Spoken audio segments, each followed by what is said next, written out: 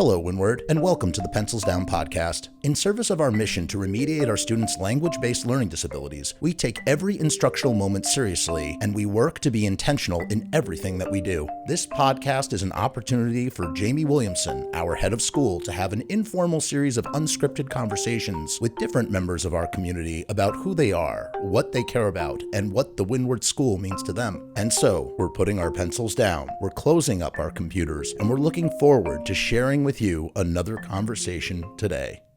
Well, welcome back to Pencils Down. I'm actually really excited here to have a conversation with someone who I think from the parent perspective might be a little bit more behind the scenes at times, but is so integral into the work that we do here in our teacher training program. So I want to welcome Kara Schremser today, not tonight. We're actually here in the morning. It's coming back after 9 a.m. a long 3-day weekend, which is, so it feels like it's like a Monday, Tuesday today, exactly, right? yes. Or is it a Tuesday, Monday? I think it's more of a Tuesday. Monday, right? It's first day of the week, but it feels like always feels like a Monday. So, really glad to spend some time with you today. For those of you folks that who are listening who may not know as much about our teacher training program, I'm going to do just kind of a little, and I'll ask you to fill in some details later on this. But we spend a lot of time, energy, effort, resource really training our teachers. I think it's one of the things that sets us apart from like so many programs in this country.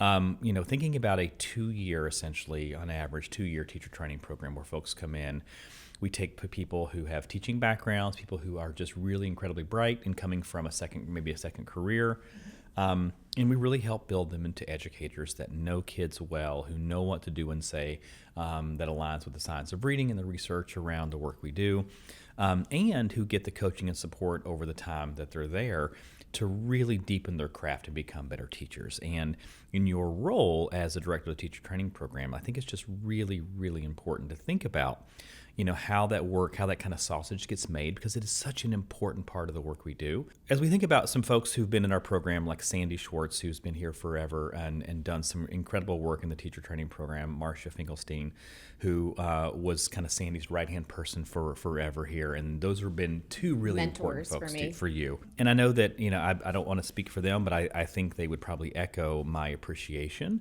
for, I think, the thoughtfulness that you show up. And really every time I hear you speak at the beginning of the year, for our teachers, I hear things like, based on feedback from last year, we're changing this, we're doing this, we wanted to be responsive to this. Like always bringing a really thoughtful level of continuous improvement lens to the work. Like you're super reflective. I think the way you show up and show just a tremendous amount of kindness and clarity in helping our assistant teacher staff developers become, better coachers of our incoming TIRs, and because I do think that really helps create such a solid level of faculty later on, right? This is the building blocks of what our faculty become, and so in how they become that incredible teacher we put in front of kids. But just wanted to say thank you so much for the great work that you do, your incredible professionalism, the kindness that you show up for our TIRs who coming into this program, I think. Often I've talked to people who are like, special education, you just got to have a lot of patience. Oh, no. You have to know the research. It's part of it. We all have to have patience with kids, right? And have a deeper kindness and a little bit more of an understanding. But we really have to meld good research, translational science, good pedagogy, solid practice in the classroom, and a lot of consistency in the work we do. I think so many schools have great teachers, and I think we have that in spades, but we have a program. We have a cohesive and well thought out and well coordinated program. And I think the strength of that program comes from many sort of points, but like I think our TIR program, our teacher in residence program that you happen to direct really, really helps us get there. So thank you for everything you've done for our teachers. Thank you for the opportunity. Thanks for having me on this podcast. It's a real honor to be asked to join you. And I just love the work that I do, from assistant teacher to classroom teacher to staff developer myself to, now being director of the teacher training program. It's an honor to work at Windward and in all those different capacities. It's been great to see you grow in that way over the last 7 years. So you could do this work in lots of places. I'm sure that, most schools who want to get better love having, someone who's deeply steeped in working with faculty. So you could do this work in a lot of places. Why Windward? Why is it really important for you to show up every day and be part of our community and serve our kids and families and teachers? So I've been at Windward this is my 16th year now. And if I rewind the tape, I kind of ended up at Windward sort of by accident, actually. Yeah. I sort of ended up here by chance. I ran into a family friend this summer after I graduated college, and she happens to have a daughter who's dyslexic. She's very familiar with Windward, with the Windward Institute. She had taken a number of our courses in an effort to help her own daughter better achieve. Yeah. And she just sort of suggested, in the interim, while you're looking for a teaching job, maybe you should look into taking some courses through the Windward Institute while you're subbing and trying to look for a teaching job. So I thought, okay, sounds like a good idea. Uh-huh. So I hopped on the website and started doing some research, and I said, oh, wow, this looks like a good opportunity for me. I had just graduated and, had a dual certification in general ed, special ed, and really kind of resonated with me. So filled out an application, had an interview with Sandy Schwartz, obviously got hired, and went through the training program myself as an assistant teacher at the time, became a classroom teacher. And it's really during my years as a classroom teacher that kind of solidified why I remain here 16 years later. During those years, I was able to forge relationships with kids and see the transformation in them myself. And I don't just mean in their ability to read and write. I primarily taught 7th graders. Yeah. And to have an incoming 7th grader and see them come in totally beaten down, the self-confidence drained from their previous setting. And I mean, some of these kids were coming to us from really affluent districts. There's no reason why they shouldn't have been able to read, write at more or less grade level, and they couldn't. So just kind of seeing that transformation, being a part of that, and having the skill set to help those kids reach their fuller potential, it just fills you with such a sense of accomplishment, and just kind of, there's really not words to express the feeling of showing up every day and just kind of knowing that the work that you do matters. Yeah. And I really attribute that to Windward and going through the training program myself. So now kind of having the opportunity as the teacher training program director to kind of give that back to the next group of educators, it's why I'm still here. I feel like I'm touching more kids, and indirectly, of course, but I really truly believe in what we do because I've seen it. I've seen it year after year. I've seen the light bulb go off for any number of kids, and to know that kids are leaving here better equipped to face the world is really, it sounds like a real over exaggeration, but but it's true. I would agree. It really, it's a really good feeling to wake up every morning and know that it matters whether you're at work or not. Yeah. And that's why I'm here. I love everything about that. There's a few points I just want to take a moment to kind of really kind of lift up a little bit. One, I do think that when you do something like this, the calling for purpose is so big, right? And I don't know if you've had this experience with friends from college or people you've known in life. People have jobs, right? Yeah. And to varying degrees of satisfaction, right? And to varying degrees of, I've had friends who are like, if I stop doing this tomorrow, it wouldn't matter. Wouldn't matter. Right. It's like, what am I doing? I'm spinning on this wheel, right? I feel like we get to show up every single day with such a deep-seated sense of purpose and direction, and a calling in that space that really allows, when things are hard, right? This work is never going to be easy. We have complex learning profiles. We span a lot. We do some really big things here, and we hold ourselves to a very high expectation. But I feel like what really helps all that kind of get buoyed is the fact that, at the end of the day, no matter how hard something was to lift, we know the impact of that, right? And it's directly translates to a child, walking out of a classroom with a deeper sense of confidence, a family feeling like their kids for the first time getting their kid back. Watching a child bloom over the course of their academic time here is just such a beautiful thing to be part of and be witness to and to bear witness to. And I just really appreciate the sort of the touchstone on the purpose side of that. The other thing I heard in you, and I really appreciate, I think this is hard for a lot of folks actually, is, and I felt this way when I was a psychologist working in public schools, you can have some impact on an individual level, right? Or a classroom level. You can work with a kid and you can see this wonderful light turn on. You can see this progress and feel really good about that. But when you layer up in a system, right, that indirect systems level thought process where, oh, wow, like, okay, I was doing this for 20 or 12 kids in a classroom, maybe, 60 kids over the course of your day. Depending on how many preps you had, the individual preps you had that year. But you also then get to think about, oh, wow, now I get to work with these 35 TIRs who are in their first year here. And then all of a sudden your impact is like 400 to 600 kids, right?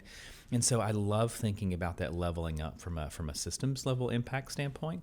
Because I do think it helps us drive us to bigger conversations that sort of really kind of pull back, zoom out just a little bit to kind of see some of the bigger, larger patterns. And I also think then that's when also you get to see some of the real patterns of growth too. Yeah, and I think going back, it was a hard decision for me to leave the classroom. I really loved the work that I did as a classroom teacher and, making that shift into a leadership role. Yeah.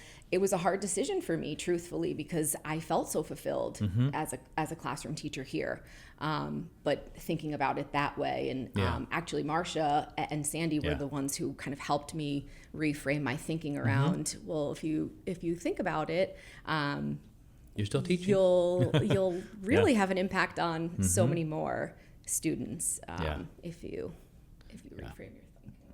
Well, I think that passion that you have for the work we do, your care for kids, I think comes through in all that you do. So I just from an outsider's perspective, you've not lost any of that fire or passion. I hope not. I really appreciate that. So thank you for that. One of the things that we've talked about, I love talking about on the podcast is, is really kind of linking it back to core values, right? Because I think the work we do here is so important, and having a real guiding North Star and also just kind of maybe understanding what drives and motivates us. Because if we're in a space where we're working and not in alignment with our values, that's a pretty hard space to be in, right? That's when jobs get hard. It's when life gets, compounds in a way that I don't think is healthy for anybody. So having some alignment with who you are as a human being, with where the organization's trying to go, and how we see our work and what drives our behavior as a school program. And when there's alignment, I just think there's a real kind of synergy there that feels really good, and you get to sort of move into space. And so I don't know if you've had a chance to really think or reflect on, because we have organizational values, which I think are so important to us, but also you as a human being have values. And have you thought about one or two values that really kind of drives and kind of grounds your work on a day-to-day basis? When you came in as the head of school and we identified our values as an organization, it was interesting for me because the 4 values that came to the forefront as Windward's core values very much align with who I am both professionally and personally. And I think that also contributes as to why I'm still here 16 years later, right? I'm very much mission aligned, Windward aligned.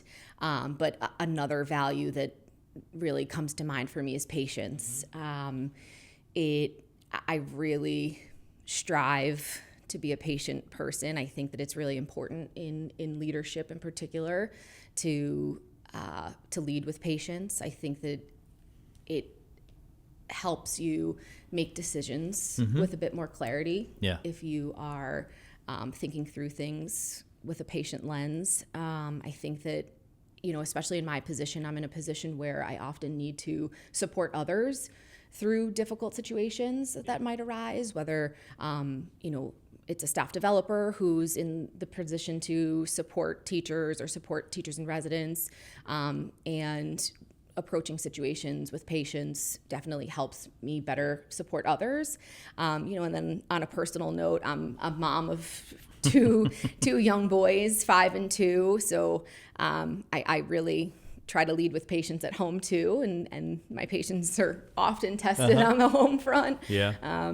My boys really look at our living room as the WWE ring, and so that patience is quite often tested there. I love it. Yeah, yeah. I'm sure. Yeah. You know, and I think that in the patience, and I really, this idea of kind of being a little bit, almost like taking a pause and sort of in order to kind of be able to move forward a little bit and be thoughtful about how you're going to respond. It's like the opposite of kind of an impulsive decision, right? Taking a moment, reflecting a little bit. And I do think that it's such an important sort of time to give us, and New York is particularly afflicted with this challenge of like the busyness. You got to keep being busy. You got to move. And I think sometimes it's actually good to like take a moment and pause. And I think it's one of the things that we've tried to reflect or try to kind of really build into even our leadership team and administrative work here. Is add a little bit of capacity to the work and the resource that we have here in order to allow the team to take a bit of a pause, right? Because we've had, I think, years where it's just been move, we've got to do, and having enough capacity to say, we need to take a half a day here to actually think about this problem. We need to take a little bit of a little time outside of a meeting here to really deeply reflect on what we want this to be at the end. And I think it's something that is just, it's hard for a lot of people. And then also seeing others as, I think being patient about the growth that people have, especially in your work with TIRs, right? We have some people who get it, right? They come in and like their like mind is synced up. They understand the process of the systems, the consistency and the importance of consistency and how to craft good questions. And there's some folks who like, it takes a little longer. It takes a little time. And that's okay. It is very okay. And I think some of our best teachers here are people who've taken a little bit of time in that process, right? That perseverance, that tenacity that they show to kind of keep coming back and keep working and keep growing.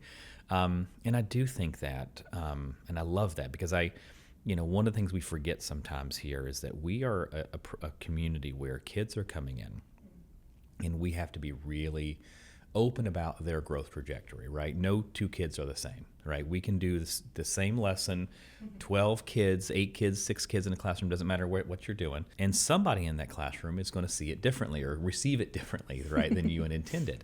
So therefore, you got to come back, have a little bit of patience in the process of saying, okay, what didn't go, and how do I sort of come at that and not blame the kid for this or not blame the teacher for the growth piece, but what can I do to help support that for them? And I think that's just, I think the more we remember that, that kindness we extend to our kids on a day-to-day basis, we really should be extending to each other and that patience to each other and that grace to each other in moments when things get really challenging. It's just always good to remember. So I really, truly appreciate that. And I would guarantee that being a mom of 2 busy boys is going to create a lot of opportunities to test that patience a little bit. So, but I think I do love when we let kids kind of be a little bit of kids, right? Like the living room they don't really give you a choice. The living room should really feel like a little bit of a wrestling ring from time to time. So, in your work, every year we start the year, we bring in a nice cohort of new TIRs. For those of you who we used to call our TIRs assistants, but we really felt like in that kind of language is important, right? We wanted to make sure that kids saw them as, these really important people in the classroom because we believe they are. They really are serving a vital function, not only helping with the teacher, give feedback, manage the classroom, but they're also training in the process. They're observing someone who has a deep set of skills, watching them craft those questions, learning how to plan a little bit. And then they come out of class, and they go into a little bit of a graduate level curriculum that we have crafted over the course of some time here, and learn about things like direct instruction and the structure of language and how to ask better questions and all the things that you focus on over the course of the year. And so when you think about that work and what you're focused on right now, maybe tell us a little bit about how you kind of structure that in the coming into the year, and then what's like really important in the on the horizon for the TIR program. Yeah, so, one of the things that I love about working in the teacher training program, or TTP as we refer to it, because it's kind of a mouthful, is that, and Sandy sort of made this part of the culture, and Alexis is certainly of the same mindset that we are not stagnant in any way, shape, or form. We're always, and you alluded to this earlier, we're always looking at the previous year, what landed, what needs to be tweaked, where can we make improvements. So we often have a number of projects running at any specific time. Right now, one of the things that we're looking to build is a repository of videos about how to teach writing. That we find that that's often the most difficult skill to acquire for our new teachers. So what we're trying to enhance, that's an area that we're trying to enhance. And we're looking to get some volunteers, I'll say. We're trying to get some volunteers, some master teachers, maybe some coordinators who are still in the classroom. And we're trying to put some videos together of some writing lessons in action that we can use as part of our training program for model lessons. And we're excited about that. We're always looking at ways to kind of further our program, and that's based on feedback that we've gotten from previous TIRs in recent years. And I'm actually kind of, one of the things I find fascinating about education right now is the complete and utter lack of good writing instruction in classrooms, like period. So often it's write some stuff, have a good topic sentence, have a good conclusion sentence, and have some stuff supporting it in the middle. Like, I think I've kind of summarized the general instructional philosophy, right? And then we'll workshop it till it gets better. Yeah. Or here's a book by Dr. Seuss. Now go write just like Dr. Seuss. Yeah. And I think the structure that we have on is kind of really creating some clarity about how to write a good sentence, how to expand your thoughts, how to combine ideas, all those things, and giving them lots of really great models for good sort of writing. I think all those things help. And I think so often, I'm guessing that people have come into our program probably never having had good writing instruction to begin with, right? So they don't even have a concept of what this could be because their experience was something so vastly different. And I do think that having as many opportunities to kind of see that in action, I think in the context of how we do our work is just really important. So for those of you listening who are thinking about volunteering yourself to help out with this Please do. project, you will be greatly appreciated. So because I do think it helps kind of pay all this work forward. And if you think about, as a teacher, what was really hard for you in that sort of transition, this might be an opportunity for you to really help create some things that will help our work move forward. So in such a big way. So thank you for that. And I really appreciate the thoughtfulness and the continuous improvement and the not being static, because the research evolves, right? I think, and I really have appreciated what Alexis has been bringing into this conversation as the director of or the associate head of academic programs. She's really helped us continue to think about that translational science, because we see ourselves as deeply informed by the research, and and want to make sure that whatever it is we do feels in alignment with who we are as a program, but also in alignment with the research and the evidence. And I just really appreciate everybody's willingness to kind of dig in and think about how do we continually make our program better, because our kids, I believe, and I think you would probably share this, is they deserve for us to show up and bring our best in this space, right? To make sure they get everything they need in the process of being here, because we know this work is transformational. And I think that's when I think about our program, that's the word that kind of comes up, right? We don't just give kids the ability to read, right? We don't just give kids the ability to write a good sentence. We actually pull in and think about the whole, the gestalt, right? The kind of the whole child here. They leave us with some confidence, with some skills, with some self-reflectiveness, with a sense of self-advocacy. And it's one of the things I love hearing from our alums is they talk about the impact that these teachers had, right? I love when they come back to the middle school, they're looking up Ruth Ann Mahoney, they're looking up Pat Gay, they're looking up Jason Steicher, looking up Chris Eberhardt, some of our really exceptional faculty members here, and talking about the impact and just how much positive affection they have and the impact and just how they see the importance of that. Like, it's such a unique space. So thank you for everything that you have done to help contribute to that. And standing on the shoulders of, quite frankly, some giants, right? Like, I talk about that a lot in my role, like I got to stand on some shoulders of some really exceptional folks, and then take this work hopefully a little bit farther and a little bit stronger. And I think you have done such a great job of building on some people who have just a long storied history here, who've done exceptional work here. And I think that I will speak for myself. I think we're really proud to have you in this role, and we're really proud to see you continue to grow and involve our program. So, and I'm sure Sandy and Marcia would echo that. It is a new year. We are in January here. It is 2026, which seems so like hard crazy to kind of think about. Is that we're in the second quarter of this century, which is like bizarre, right? That's messing with you because it's messing with me. Think about that, right? But I don't know if you're a kind of a New Year's reflections, resolutions person. Is there anything coming into the year that you're like, I would love to grow in this year? Well, in reflecting on where kind of professionally, where I'm coming from, where I'm headed, I have been so fortunate. We've mentioned Sandy, we've mentioned Marcia. I've been so fortunate to have some unbelievable mentorship here at Windward, and I wouldn't be sitting here without those folks. And as I am reflecting on where I'm headed and where we're headed as a school, I am newly kind of working under the guide of Alexis Pokna, and I'm kind of reflecting on what that is starting to look like and where we're headed. And I'm really excited about the fact that I have this opportunity to work more closely with her and in a new capacity with her. I'm really excited about what she's going to be able to bring and offer to the TTP. I think the fact that she has been with the organization for so long, and she herself has worn so many different hats within the organization. I think that, I think that personally, having some mentorship from her, I think that it'll do wonders for me. Yeah. So I'm really excited about that, having the opportunity to be mentored by someone like her.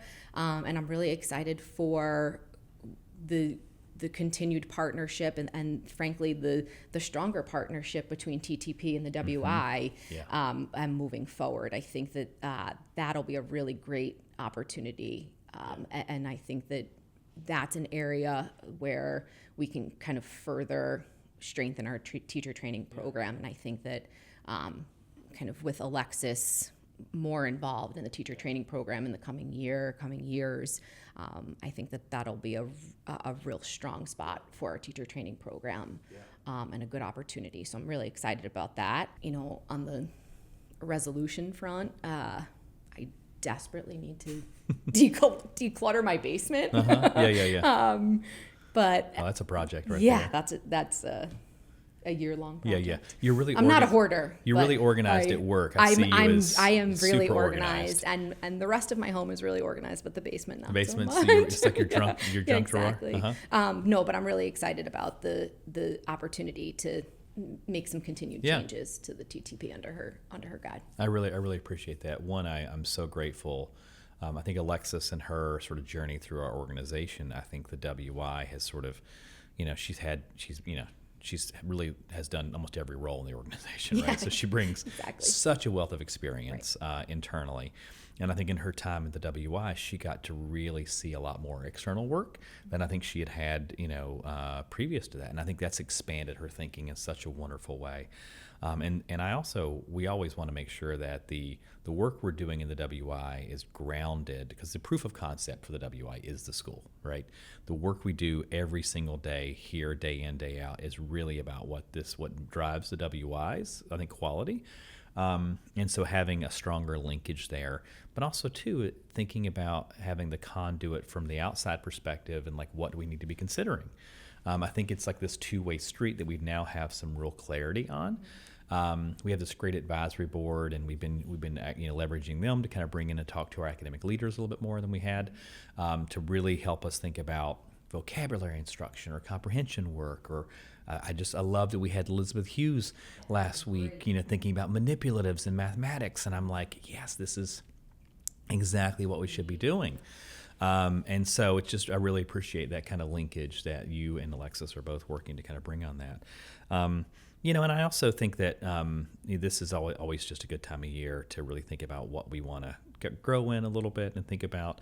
I read quite a bit, and I think over the last few years, part of this New York busyness, right? I'm always going somewhere, doing something, and I don't have a lot of time anymore to kind of sit down on a Saturday morning and just like read something. So I listen to a lot of books because I'm in transit, and it's easier for me to like pop a book, an audio book on versus me dragging some hard copy with me. And so, but this year I really want to get back to reading a little bit more. I enjoy it when I get into the right headspace for it. And so that's one of the things I'm kind of working on a little bit, and I probably could declutter my basement as well. But, who couldn't? Yeah. Who couldn't, right? Show me the person who can. This is a question we've been kind of ending on that I think has been really I think it's a great question. It's been really insightful for me in so many ways. But you are a whole professional. Just our kids are whole kids, right? They bring all their experiences from inside and outside of the educational process, their affinities, their strengths, their weaknesses, their challenges, their all the stuff, right? And you are also a whole human being. And this work is hard, right? That's one of the things that we talk about so frequently. The work is hard because I think our kids deserve for us to bring our very best, and we hold ourselves to a really good, high standard. But you have to also take care of yourself in the process. The old adage, you got to put on your own oxygen mask before you can take care of others. And you, as a leader in the organization, are in the care of others, right? Teachers and indirectly students, and just being a good team member on the leadership team. What do you do to take care of yourself? Like, what kind of self-care routines, rituals do you have in your life that help you? Well, in all my free time. Yeah, exactly. I don't really have a ton of free time, but I love going to concerts. If I can carve out the time and the weather's nice, I love to get in a round of golf. Okay. I trying a new restaurant is really up there for me. But more realistically, if I can carve out 30 minutes and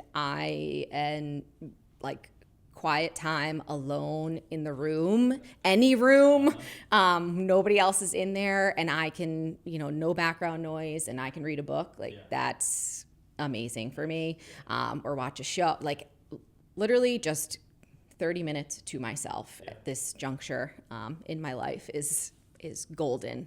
It doesn't happen really all that often. Well, especially when you got a 2-year-old. Yeah, they find you. It really doesn't happen that often. Yeah. But that's kind of I like all those things. Top of the list. Am I allowed to ask what's your favorite show you've ever gone to go see?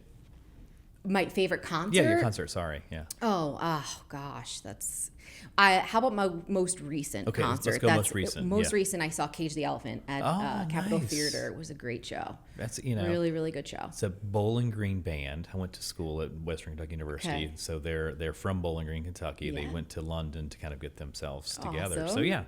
So a couple little connections there. It's a great band. Really good band. Mm-hmm. Yep. Yeah. And Capitol Theater, wonderful place to see a show. Great spot. Yeah. So,